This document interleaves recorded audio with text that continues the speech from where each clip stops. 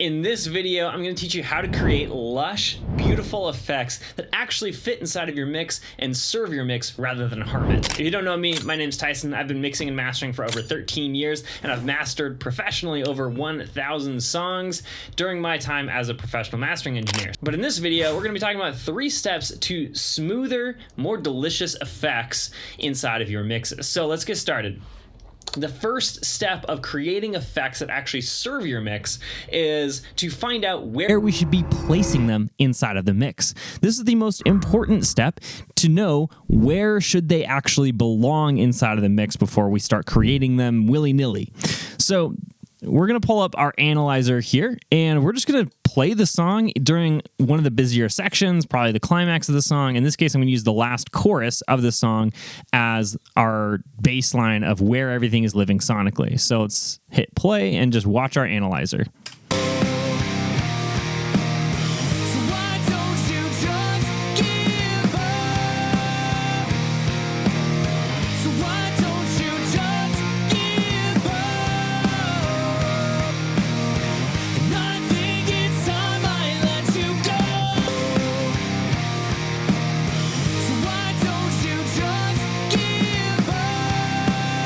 Okay, so what I can see is there's a bunch of room here right in the 500 to even like 1.5 kilohertz region. Yeah, there's some spikes there of individual harmonics that are strong there, but overall, there's lots of space there for things to live. So I'm going to be focused on putting all of my effects inside of that region, because that's where they're going to live without masking the existing elements in the mix. Because if I just put in a whole bunch of, say, 100 hertz more frequencies in my reverbs, it's not really going to serve the mix very well, because first of all, you won't be able to hear the reverb at all. Any reverb that you do hear is going to be masking something else inside of the mix, and so that doesn't really help our mix at all move forward. And the whole point of effects, right, is to add to the mix, not take away from it. So when we go in and start creating any additional signals, whether that's in a parallel signal to our drum bus, all the way to effects on our reverb on our snare, or reverb on our vocal, or delay on our vocal, or delay on our lead guitar, anything like that, we need to make sure that when we're creating this separate item, we're treating it like a part of the mix and putting it in its own little lane inside of the sonic spectrum, inside of the frequency spectrum, so for it to live happily with everything else that's already in the mix. In this case, we're just going to create an easy slapback, delay, and reverb for our lead vocal. So let's take our vocal here, and we're going to add another send to it. And we're going to create a new bus that send is going to, and this is going to be our vocal slapback. So Vox slap. And for this guy, we're going to then send this to another bus, and that's going to be our reverb. And it's going to be a plate, so let's just do Vox plate. All right. So great. Now we have our buses set up, our routing set up. Both of these are going to go back to the mix bus to make sure that we're not... So everything in our mix is going through one bus. All right. Okay, so the second step, now that we have our routing set up, is to actually create the effect. So we're just going to create whatever we want. In this case, we're going to do a vocal slapback delay. So we're going to pull out a delay, the sample delay, and just set up our slapback here real quick. And I think it's time I let you know. All right, so obviously a little bit much. So let's start actually affecting this a little bit more as I normally would in the mix. So we're going to add some additional drive to this, make it just nice and thick. And I think it's so that's kind of creating some separation, moving that towards the back, which is great. And let's also add, let's keep this simple. I think that's pretty much all I'm going to do, except for add a little bit of compression here. So I'm going to add a little bit of thickness style compression just to, again, increase its perceived depth or distance. And let's move that up. And I think it's time I let you know. And just create, again, even more separation from that lead vocal. And I think it's time I let you know. All right, that's sounding great to me. No, I'm not even worried about gain at this point, right? I'm not trying to, this isn't a main element, it's just an effect, so I'm not too worried about that. So now that we have our effect set up, that's going back to the main bus. We have this other route set up to send to our reverb, so let's set up our reverb here really quick. And let's just pull out some lustrous plates here.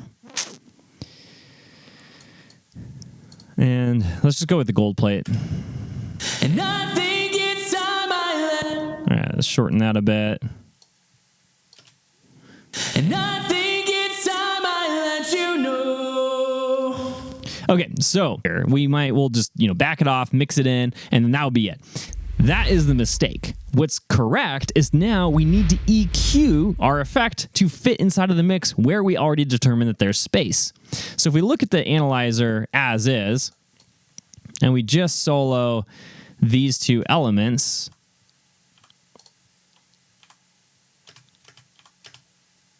and I think it's time I let you know. So it's taking up a lot of space. Even in this low end, there's still a lot of energy there. And it is living in that 500 range where we determined there's probably some space for this, which is great, but we have to cut out everything else to make sure that we're funneling it into where it's going to benefit the mix the most and not mask anything else or just get covered up and have wasted energy inside of our mix so that our mix actually sounds quieter. That's, just bad juju all around. So let's actually dive in, creating some EQ to shape our delay. So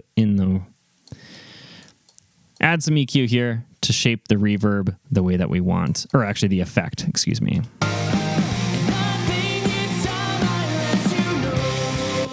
All right, and then really there's kind of space all around here, so I'm not too concerned about that. I just don't want to cover up the strong 2K range inside of this mix.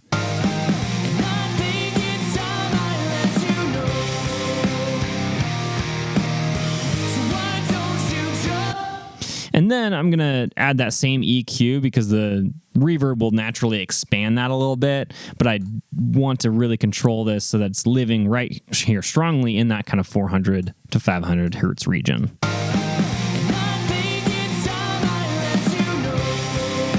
So obviously it's still a little bit strong in here, so we're just going to back this off and mix this in to taste.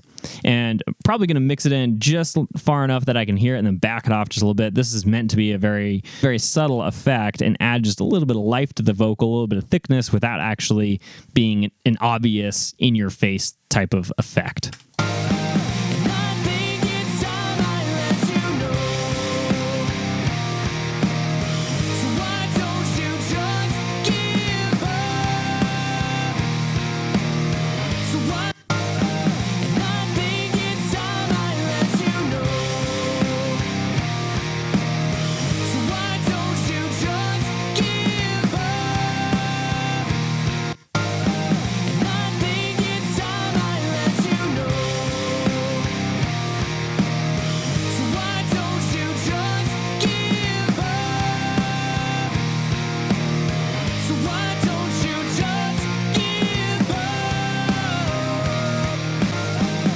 All right, so now we have our effect here. Let's just do that in solo again so you can kind of hear that.